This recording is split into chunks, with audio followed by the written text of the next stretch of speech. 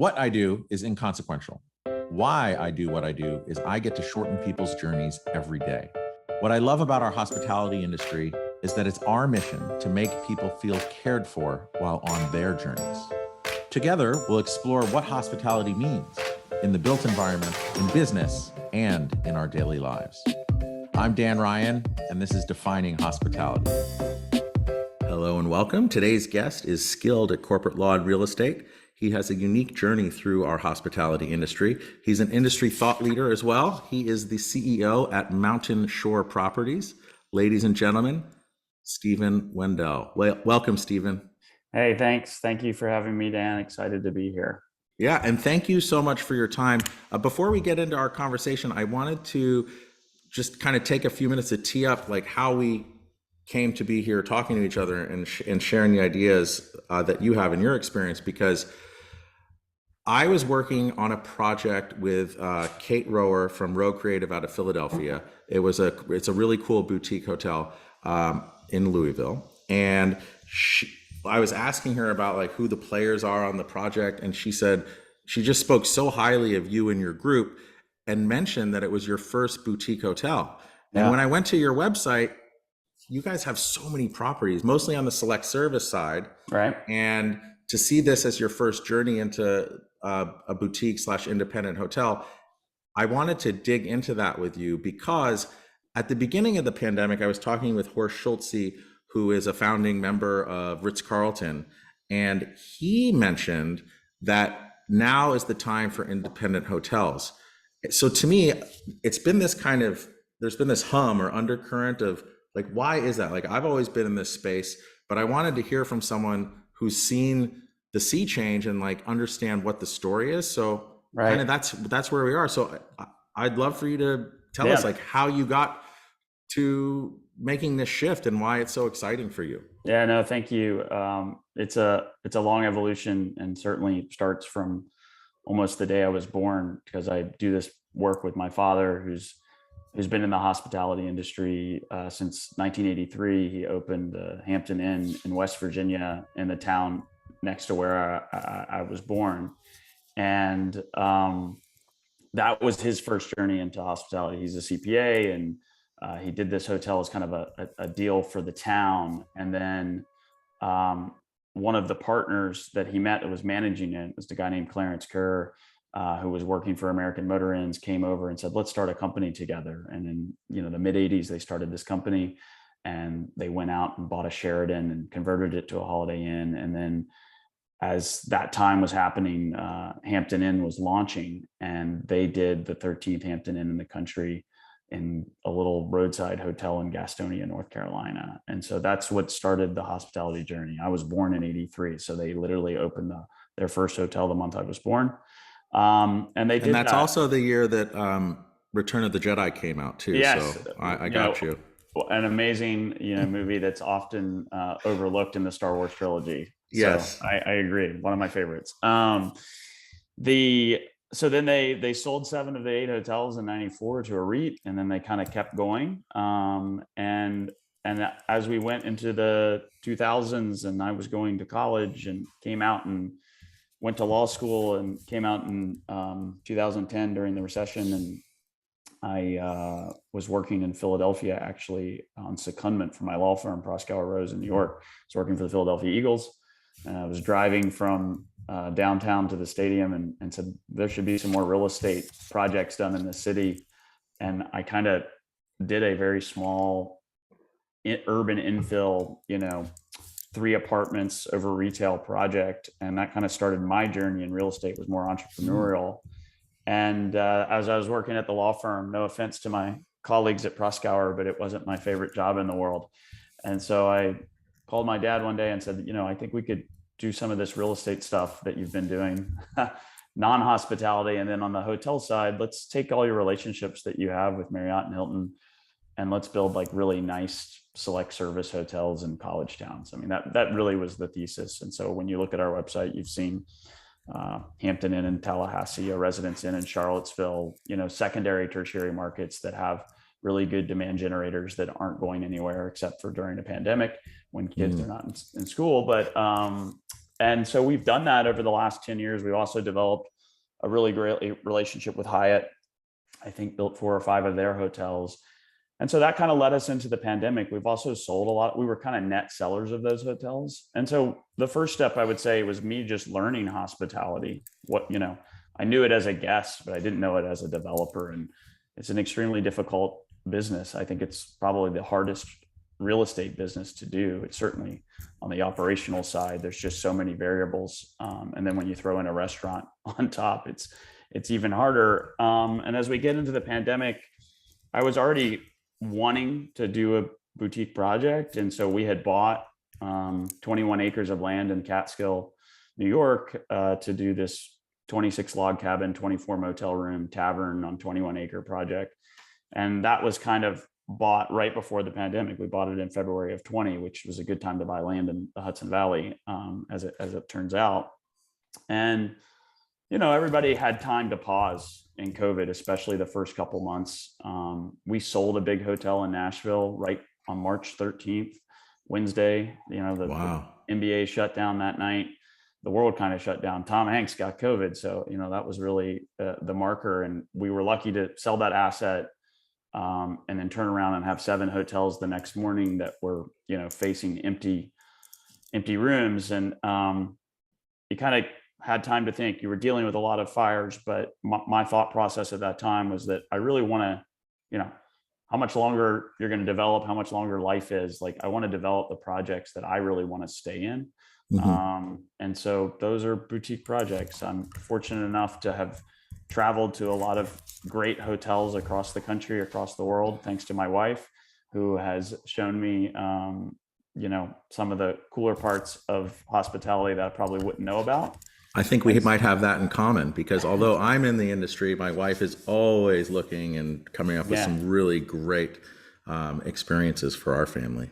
Yeah, absolutely. And so around the same time, I was connected right before the pandemic with Miranda Mancuso, who has worked at Standard for a very long time, since the early Andre Balazs days. And we really just hit it off and had a great chemistry in talking about hospitality and what hospitality is and where it's going. And we had this project in Louisville that was possible before the pandemic, and we had looked at it as a branded hotel, maybe either a soft brand or a lifestyle brand.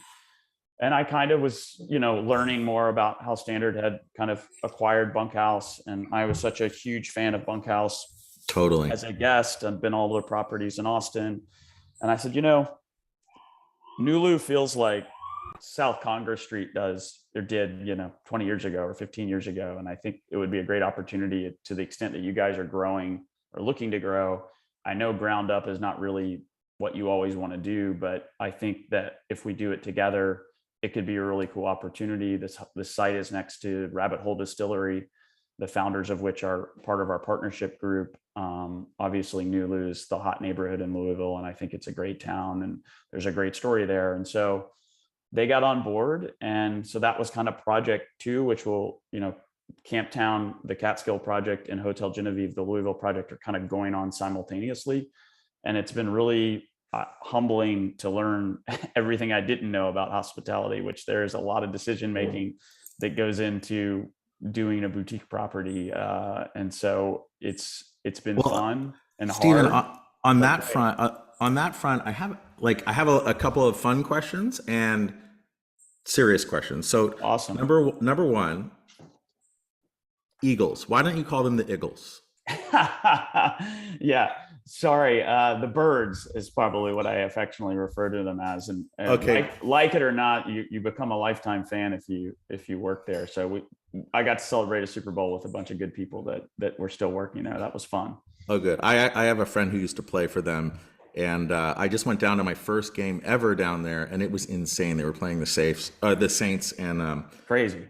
I was nervous if I was going to get out of there alive. Yeah, it's a hostile environment for sure. It's crazy. Okay, so also Philly, have you met Andrew Benioff from Independent Lodging Congress? No, I haven't. I've never. Have you heard of him? Yeah, but I've never met him. So he is like Mr. Philadelphia. So he was also a previous guest on there and a really dear friend. So I definitely want to connect you Would there, love to talk to him. especially because I feel like you guys Venn diagram out in so many different That's awesome. ways.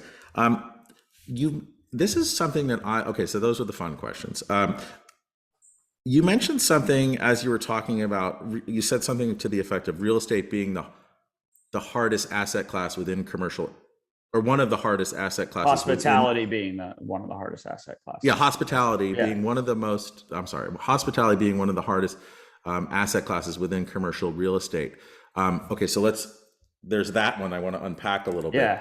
But then also, I believe in everything that all of us do, and whatever you're doing here, it's always those, I call it rookie smarts, where someone comes in with fresh perspective and, okay, it's always been done a certain way.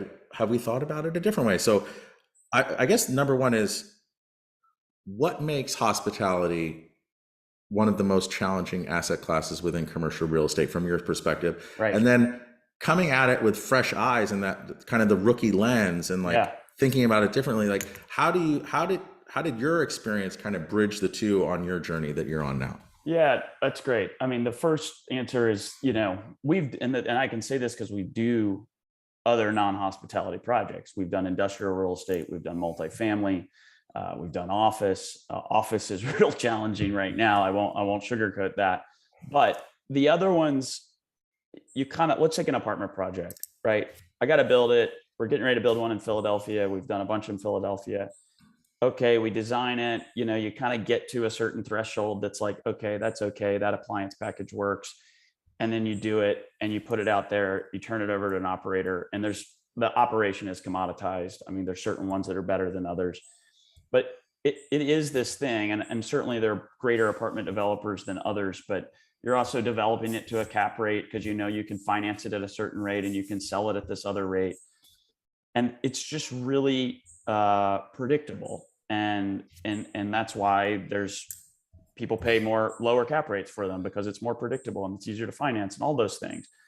But with hotels, just take a college town one. I'm still going branded and on a Hampton Inn. So there's all these things that are defined for you, but you have to deal with a lot of local politics. People, if you want to get into a really good site, which is what we were trying to do, and all these things, there's more stakeholders. The university is often a stakeholder. And so there's just a lot more to navigate, and it's a lot more controversial. Like, what type of hotel are you going to do? What is it? How are the rates going to charge? And so there's a lot more that goes into that. And then the operational aspect of it is, you rent an apartment, it's there for a year, you rent it again. You don't rent one of your rooms on a given night, you never have a chance to rent it again. And that is an everyday kind of recreation of the business moment. And you take it even further into boutique hospitality, and it's just, the stakes are even higher, because now you're trying to show something that's unique, something that you think the guest will like. And often now, if you're doing it correctly, you want to build something that your local population is proud of. And so threading that needle to create something that locals really care about, want, and support, but that tourists and guests really can also love and appreciate, and they all can kind of experience it together. It's just really, really hard. And then add all of the financial risks and trying to make a return for your investors and making sure they're longer term oriented. All of those things put together just, in my mind, make hospitality the hardest thing to do. But is, to quote another movie, League of Their Own, I think Jimmy Dugan was talking to Dottie when she was quitting and said, "There's no crying in baseball." He said that the hard is what makes it great. So, I think that's, I complain about it a lot. But obviously the challenge is what is fun to try to tackle. And I think if you do it correctly, that's what the guest really appreciates on the other side. Yeah. And from my experience also, I've always lived at the last line item of a real estate development budget. So it's FF&E. And what I found just from these conversations with just friends in the world, in hospitality in particular, especially on the boutique side, that line item in most real estate or commercial real estate budgets, it's down there, but it becomes a much heavier line item in hospitality, because again, you're creating this built environment that will help cement memories, and a lot more thought and execution has to go into that.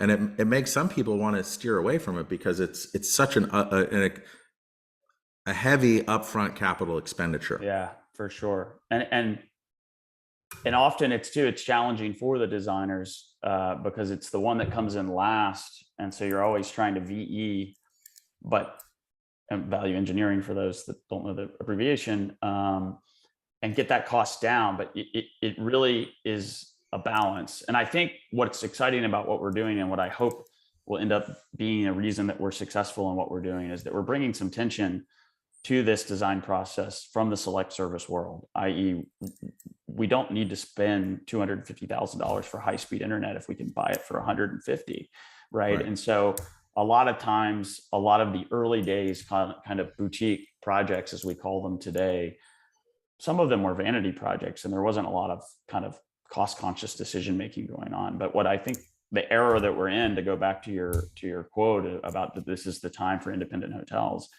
it's not only independence, it's managed hotels like with Bunkhouse, which is independent with a managed partner that has a brand name. And then Marriott, Hilton, and IHG all understand this, and they're creating soft brands where, whether it be Curio or Tapestry, Autograph or Tribute, and all of those ones, and whether it's Kimpton, where it's really a hard brand, but it's really known for being boutique hospitality, all of that is happening, and that everyone's in the game. And then you add these beautiful Airbnb experiences that are, a whole different world of hospitality. And so it really kind of crosses the gamut. The stakes are higher, but I do believe on the other side of this, we've seen the REITs of the last 10 years gobbling up the select service products that are really nice, but this is the future of hotel, and the stakes are higher. So when we go to build something, I want to build something that in 30 years is the same. It's going to have a new evolution, but that hotel will still be here. It's not going to have an end of life franchise where it then has to go be something else. I want it to continue to evolve, and it would be the greatest achievement if one of the hotels that we've worked on now was still around when I'm not. That would be really amazing. Okay, so as I'm hearing you say that, like we're scratching into the passion of why you guys have made this shift and are making this shift. Right. So keeping with that and the feeling that I'm picking up as you're speaking right there, and also through your not a rookie anymore, but through this fresh lens, how do you define hospitality as you see it now through this lens? Yeah, I think as I see it now, because in the beginning, it was just kind of this word that didn't really mean anything to me. Now that we've developed as many hotels as we have, and I've been a part of, and now that I'm thinking about boutiques, and now that I've traveled to all of these places, it really is a feeling that is impossible for me to put in words, because it is something that you feel when it happens. And it can be a big moment, i.e., you're just so struck by the beauty of a view, oceanside from some unbelievable hotel.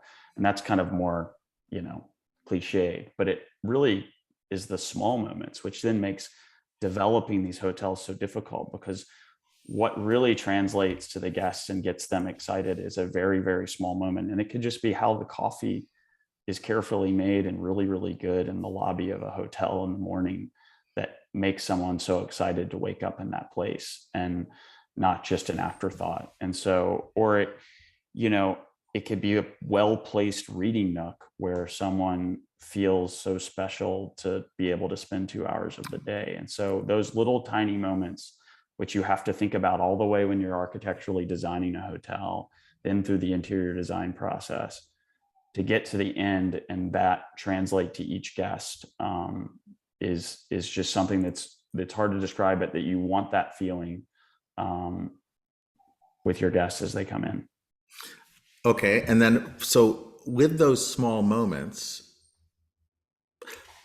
how, from your experience on your project runway into the boutique side, what are some examples of those small moments that you would like to incorporate into Louisville and into the Catskills?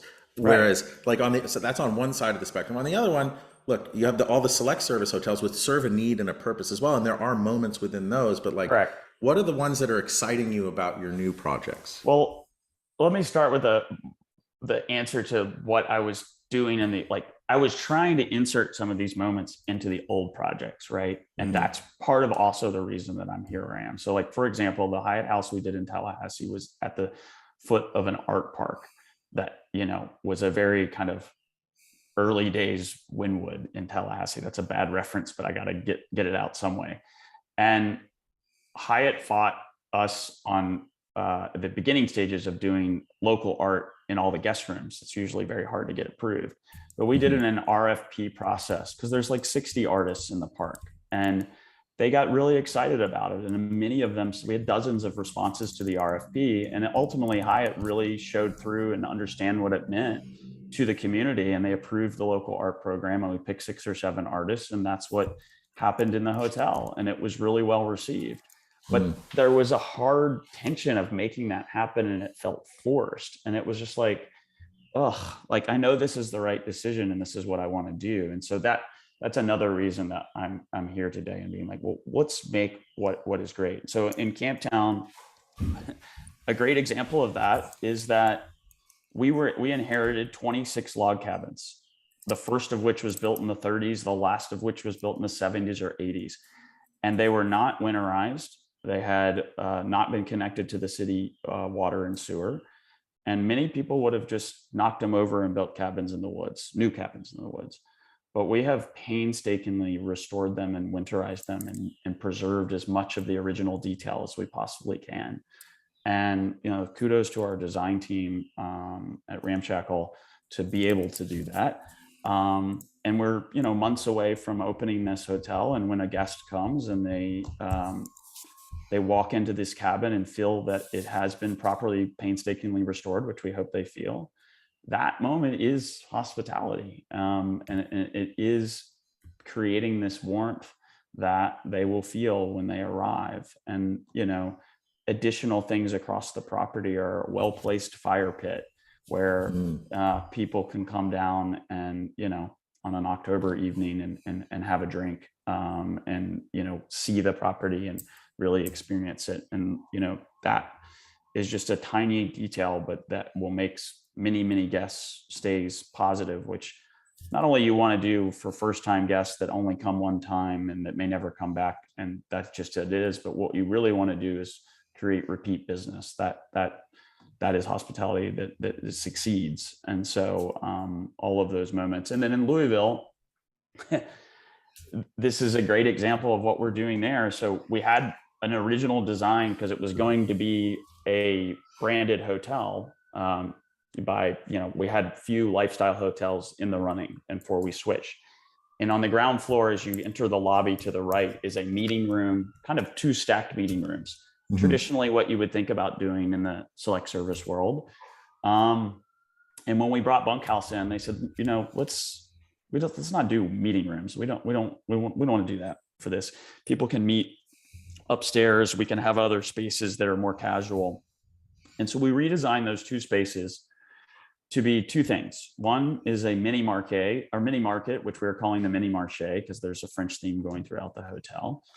And it's basically a glorified bodega that is going to have a service window for locals to come out. We're going to have local provisions there, greens. This was all from one trip where the ladies from Bunkhouse were trying to find a banana in the morning and there was nowhere to get a banana. And so we created this mini market. And then we're also doing a program where excess food from that gets donated to a local shelter. And so we're doing something with the community on that. And then there's a trap door within the mini market that goes into this 30-seat speakeasy type bar that you is there, you're not there. So we created these kind of 2 traditional meeting spaces that were drawn that way on an original plan, and have created 2 really important moments for the hotel that will define it on the ground floor, that will be great for guests and locals who can't even experience it. And so that to me are the type of things that you have to do, that you should do. It's not that you have to do to be successful. Like, you should do them because that's what makes the property great. That's what the right thing is to do for the community. And therefore, at the end of the day, your guests should like that, you would hope. Awesome. And then I also want to go back to the Bunkhouse thing, because I know, like, obviously they're bringing a lot of great ideas to the table here. And I've been down to Austin, and Bunkhouse organized a tour. I've stayed in the hotels before all of this, but like just going to see all of the different properties that they have down there, Yeah. because it's so varied and they're so awesome. Yeah. Like, what were some of your biggest inspirations from that was like, oh, I want to work with these guys, and you know what? I have trust that they're going to come up with some great stuff for these other projects. Yeah, I mean, just kind of original San Jose, kind of, I don't know when the first time I was there, but it just is a perfect version of that. And perhaps like the one that everyone looks to as the modern day turn an old motel into a really cool boutique motel, and the muse for so many people perhaps copied too much at this point, and we need to keep pushing the ball. But from just their little 4-pack in Austin, of, if you just take that, of San Jose, Austin Motel, St. Cecilia, now Magdalena, which was a new build, to have 4 incredibly distinct, very different properties within, a You pitching, can you, with you a can pitching, walk to them. yeah, within a pitching wedge of each other, Yeah. or a driver, depending on how you are as a golfer. But it's really incredible how they've been able to do that. And, each property speaks to a different person, but it also speaks to the same person different ways, i.e., if I'm going for a certain thing, I maybe want to stay at San Jose. If I'm going for a different thing, I maybe want to stay at St. Cecilia, and or Magdalena or Austin. So just knowing that they were able to do that, and I was such a fan of it, I was excited about collaborating with them in this place where they could have this voice. But the collaboration, we hope, doesn't stop there. My idea with them as they grow was to kind of take my knowledge of the Southeast. I'm from Charleston, born in West Virginia and Mid-Atlantic, but live in New York, and say, do 3 or 4 unique one-of-one projects with them. And so we've targeted kind of Chattanooga, Louisville, Nashville, Charleston, Atlanta as some of those cities. And we'll see. Some of them will be new builds, some of them will be renovation projects. And so we're excited to be on that journey with them as they're growing in a new phase of their business, which is always, challenging, to figure out how you scale something that's really unique and cool. And so we have a lot of healthy discussions, I'll say, where we don't always agree on what we should do. But I think that tension is what ends up creating a really great project. Yeah, and I've also heard you say tension a bunch of times in this conversation, and I feel like when you can establish that tension or conflict, it almost it's like a crucible, right? That kind of it helps you kind of create this marketplace of ideas that then it helps you find the path forward. Correct. And some people get put off by tension or conflict, but I think if you go in with the, I don't know, the intention of something great coming out of it, that's not just a Frankenstein, but like this is the Yeah. way, to quote the Mandalorian, this is the Right. way. Here we go, Yeah. another Star Wars Star theme. Wars. But like, I think that going into these conversations, tension, conflict, crucibles, good stuff comes out of it. And if you have like-minded people that are open-minded to it, it's the ultimate laboratory. Right. And I think, yeah, it's understanding that is just like what you said. You have to understand that that's what's going on going in. And that you're all, not that the designer doesn't ever care about dollars, right? Like that's a cliche. They do, but they're there to push the ideas and push the envelope there. And then we have consultants and builders and architects, and everybody's coming into with an opinion. And the key of the developer, I think, is to be that middleman that synthesizes it all and says, okay, we're going to defer to the designer on this one, or we're going to defer to the builder on that one, because we think that's what the best thing is for the project. And listening to everyone's opinion, which I'm not always, great at, but I try to. And so I think that's the tension I'm talking about. It's not such a negative tension. It's a positive one. Yeah. Well, it could be construed by others as a negative one, but I think if, as the conductor or the synthesizer, I think you said, if you're bringing all these people in that understand that, okay, we're gonna, we're going to have challenges and conflict, but we're all working towards this ultimate goal. I think, Right. it's a great team. It's an incredible team building exercise, and it's all positively intended. You know For what I mean? sure. For sure. 100%. Um, okay, so wanted wanted to shift gears a little bit on the development side. You got me thinking about a couple of things, and one of them is this idea of envy. So I'm envious of your path that you're on, and I Mm-hmm. know it's one of the seven deadly sins. But I do have some exciting things that I'm working on the hotel development side. We can talk about offline because I think you'd love to compare notes with For sure. some of these folks who are my really good friends. But then on the other side, it's baseball. I mean, baseball's come up a lot in this conversation, from a league of their own to some different kinds of pitches and fat pitches. And I played baseball in high school, never made it to the next level. I play softball now and again. My grandfather was a pitcher for a Yankees farm team in Gainesville, where my dad was born, until World War II happened. But you were lucky enough to play baseball in college. Yes. And I was going through your stats, and it looks like your junior year, you hit 4 home runs. Yes. And The only spurt of power that I showed. I know, but then that was also your best RBI season of 25 RBIs. And I think that led into was it your senior year? You guys won the Ivy League championship, the Garrick Division championship. We did. We were fortunate enough, as I say, I was fortunate enough to play college, probably, and it was refreshing. Everybody that plays Division I college baseball thinks they're going to play professional baseball. I never believed that. So it was very nice to go there with just like, this is where the pinnacle of my career will end. And I think it was able to actually enjoy the experience. And so my goal when I stepped on campus was just that not everyone gets to travel on the baseball team. You have to make the travel squad, and some people get stay at home. So I said, I just want to be in the dugout for every game. That was the first goal.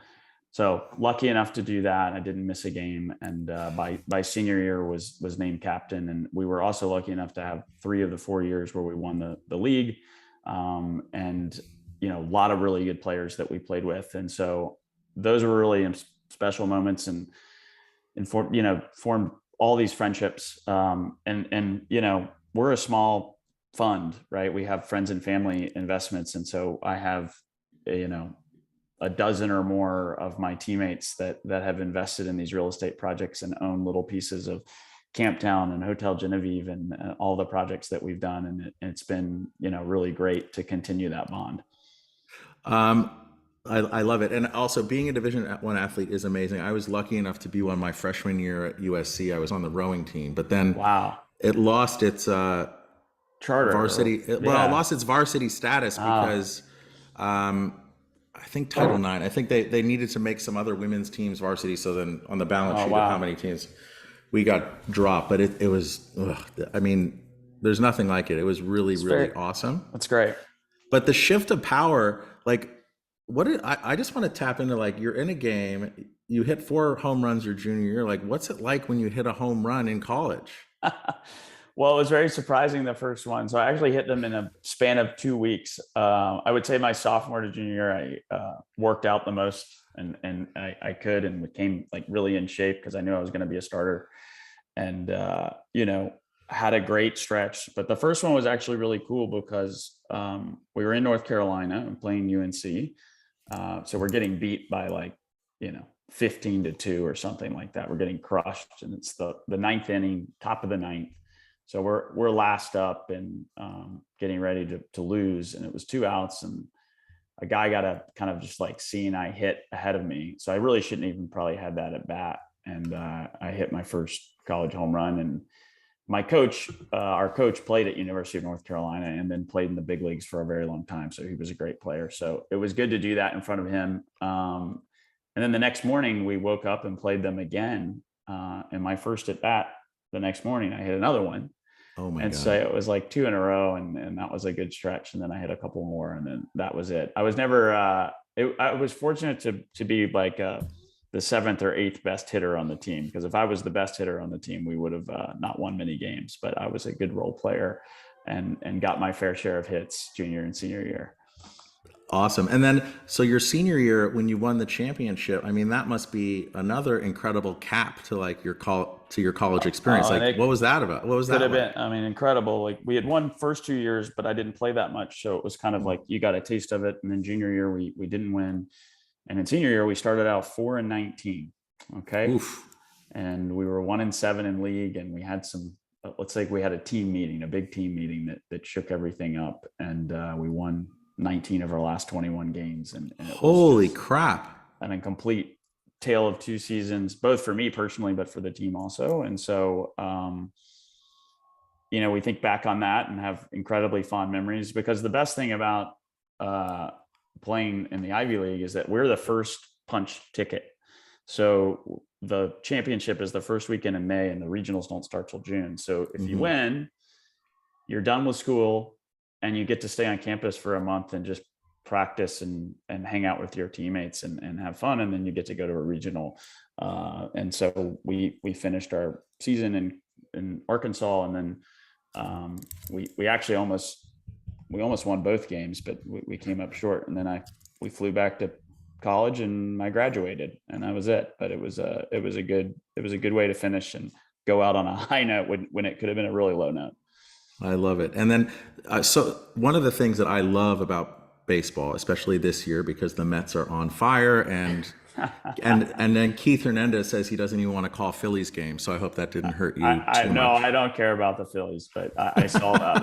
That was really great. I mean, the cool thing about I'll let you finish your thought, and then I'll make a note about some of the teammates that we have. Yeah. So my baseball is such an incredible metaphor for life. Like whether you watch the Ken Burns series and especially American life, like it's just woven into everything. Right. You can draw on it for examples. And as you were saying, was it your junior or senior year you started off 4-19? Senior year. Senior. Oh, and that was the year you won. Yeah. So, okay. What parallels can you draw from that 4-19 start to that team meeting to your hotel experience? Yeah. Through the depths of COVID and coming out, like how, like I want to hear about that. Can you thread any needles? I mean, both on the operational side and then even on camp down, which has just been such a humbling experience where we've had all kind of difficulties in getting through construction, and now we see the end of when we've had a bunch of strikeouts, and now we've pieced together some singles, and we might now be starting to hit some extra base hits, and we're going to see the finish line here. But on COVID, man, I mean, April, call it the end of March, we were still shaking out occupancy. People were still staying and traveling. They didn't know whether to stay home. And then by April 1st, it was the most desolate situation that you could possibly think of. And it's very similar to that. Like, you don't think there's any way to kind of recover, but then I think you have to then say, well, it can't be worse than this. It can't be worse than 0% occupancy. We know that at a hotel. So there's only a way to go is up. And then each day that you kind of saw some green shoots, all these analysts kept talking about green shoots through that time. And we would take them and just kind of, okay, we can build on that. We can build on that. Let's manage this. And just kudos now to just this point in the conversation to the staff of all these hotels, not just ours, but throughout the country, whether it was restaurants or hotels that came to work. And then obviously, the nurses and the doctors that did all that, they get the kudos and well-deserved, but the hospitality people just had no choice but to come to work and stay open through a really, fearful time. And so I think there hasn't been enough kind of applause and praise for them. And whether two people were traveling that night that needed a place to stay and creating a safe, nice place for them to stay. And, you go back to defining hospitality, that's part of it. So it was a dark time, but we were fortunate to be not in New York City or San Francisco or Chicago, which, obviously was a whole nother kind of equation. But that we were in these markets that in the Southeast and Mid-Atlantic that recovered a little faster. And then the leisure travel, as we all talk about in this industry, that's still going on now. Although I think people are a little fatigued at this point. I think the summer revenge travel has kind of started to slow down and will hopefully post Labor Day, get into a more normal flow Hmm. for everybody, for housekeepers and GMs and salespeople to be able to manage. Yeah, and also through that, I think earlier in the conversation you said, in that April to, early on, then it also gave you a time to kind of pause and regroup. And is that when you really had the time to Yeah, think about pivoting into the more independent boutique space and like, for sure. Yeah, okay. it was that time, and it was like, man, what do I want to do? Right? Too often you're just doing the things that you're doing, and you don't stop to think about what you want to do. And so, and we didn't know whether our investors wanted to be with us on that journey. We've had a ton of Hmm. success, and that doesn't mean we're going to stop doing select service. And if there's an opportunity to do it and it makes sense, we'll do it. It's just that this is a bit more of the passion now, and we got to kind of see how this thesis proves out. Right? We can't just do one. We've done two that are working, and we've got two or three more. One of which will be with a brand. We'll go soft branded most likely. Hmm. And so we have to see how that works out. We kind of had an initial thesis when I got involved to do these secondary market college town select service. That worked out well.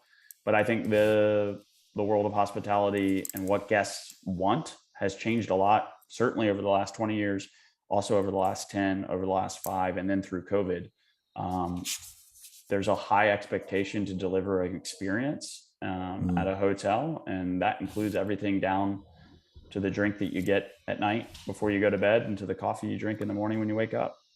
Totally. And then, as you say, secondary and tertiary college towns, I always think to have as tight of a market segment target as possible, it's limiting in many ways, but it's also super focused. So you can Right. really drive a lot of success there. And I'm also just amazed at the success over, I guess, almost 10 years that Graduate Hotels has had, Right. and just really creating those independent properties in these secondary, tertiaries, and now primary Right. college towns. And it's really cool to watch what they're doing. And again, you think about it, it's like, why didn't anyone think about that before? Yeah, I know. And AJ Capital is they're some of the best, right? They not only do they do it there, they do it across all their asset classes, and whether it's building a Soho house in the right neighborhood and kind of creating hospitality that way, or whether it's doing one of their graduate hotels in Ann Arbor or wherever, these cool college towns, and they've been able to go in and get you know location, right? They found really kind of hard to obtain properties, and often that is the main point on a college visit, right? Whether you're coming to go to a game at the big house, or if you're coming to visit your kid for the weekend, you want to be close to the action. And so they've been able to reactivate some old buildings and build new ones that are really great. Yeah. So I totally agree. And then let's go back to the baseball metaphor, as you're kind of redefining and refining your strike zone, Mm-hmm. what's exciting you most about the future? Yeah, I mean, I think I'm excited to see these hotels that we're working on open and see. I say that all the time on Camptown. I can't wait to be watching a guest come out of one of the cabins with a drink, going down to a fire pit or to the pool or to the tavern, and kind of see the guest experience that we have imagined. And that, quite frankly, just being honest, is not something that you look forward to necessarily at one of these select service hotels, because that's the whole point. It's like a non-fuss. You come in, this is what it's going to be. You know what it's going to be. You know where the coffee is going to be. You know what kind of breakfast you're going to get.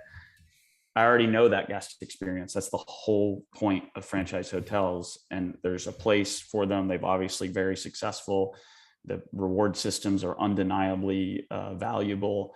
But what is great is kind of imagining that experience from scratch, depending on what your hotel is. And then what we're really looking forward to is seeing how they experience it. And we hope they love it. Yeah. There's a lot of risk that they won't, but we think if you pour your heart into it, they will. I'm pretty confident that they will love it. And I know you mentioned, with the shift in thesis with your investors, whether they will love it. As you were saying, your concern there, before you brought up the metaphor of the fire pit in the fall, Yeah. I was like, your investors are going to love that come Columbus Day weekend when you're charging $600 or $800 or $1,000 a night for those Yep. cabins. Like, it's going to be freaking amazing, and Yeah. I'm super excited for you and your journey. Yeah, no, we are too. And I will say, the managers in Camptown that have they operate Rivertown Lodge in Hudson now, is one of the things we will focus on is price point, right? I think they've made me think about that. And when you're a revenue management, the select service world, you're just like, okay, how high can we go? What do we need to do? We're solving for RevPAR. And you certainly are going to do that at any hotel you operate, but they are very keen to not really crush on high weekends, so that your repeat customer feels like they're being a little bit taken advantage of, and that creates a lot of loyalty long term. And so there is a needle to thread there, and we've had a ton of kind of discussions over coffee or drinks about that. And it's been, again, you collaborate with people that aren't just completely like-minded to you, and that's where the process is great, and you evolve, and I think become a better hotel owner because of it. Awesome. Well, Stephen, I'm just super excited to have had this conversation and to kind of get between your ears as far as like your evolution on your journey. And I know you're not alone in this. And I'm just excited for this wave of independent and boutique hotels to carry on. If people want to learn more about where you are, what you're up to, like, what's the best way for them to get in touch with you? Yeah, it's Steven at mountainshoreproperties.com. We email whenever you want, and we look forward to receiving them. And then the website is www.mountainshoreproperties.com. So excited about the future for sure. Awesome. And hey, I want to thank you for your time. I know how busy you are and with all the things going on, but thank you, thank you, thank you. No, thank you. You have a great weekend. All right. And also, most importantly, I also want to thank our guests because, or our listeners, because every week we keep growing and growing and growing, and it's super humbling. And I'm confident that's because of the guests that we have and the content we're delivering. And if this has changed or shifted your perspective on hospitality and where it's going and how to deliver it and how to receive it, please share it along. It's all word of mouth, and we appreciate you. So thank you.